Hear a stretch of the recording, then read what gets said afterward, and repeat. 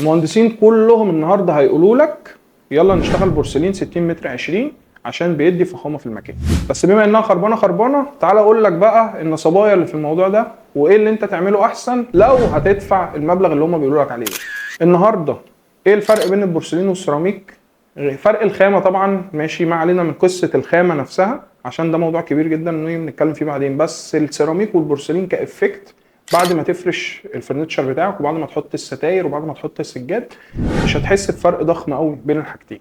اي نعم البورسلين ممكن يبقى فيه نسبة لمعة شوية، بس يعني مش هي دي اللي هتخليك تعيش حياة جميلة.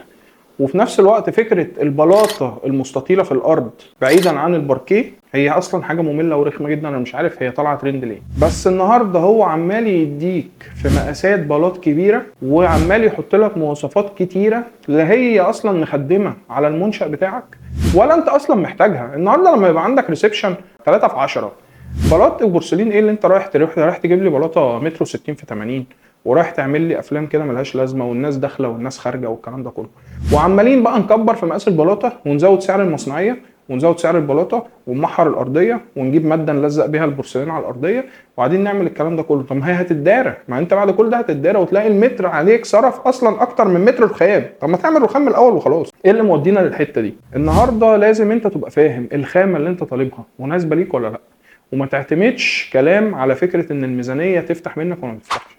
الحاجه اللي مناسباك حتى لو مش غاليه هتطلع حلوه، هي مش فكره ان هي حلوه ولا وحشه. لو رحت جبت بلاط 60 في 60 حتى لو مش قطع ليزر وجاب لك صنايعي محترم يركبها لك تركيب كويس هتطلع حلو. بس النهارده احنا كلنا بنتكلم عايزين نزود هبل، نزود فلوس كاش داخل خارج، وانت الضحيه في الاخر. لايك وفولو واستنونا في فيديوهات جايه عشان عندنا بلاوي لسه هتتحكي.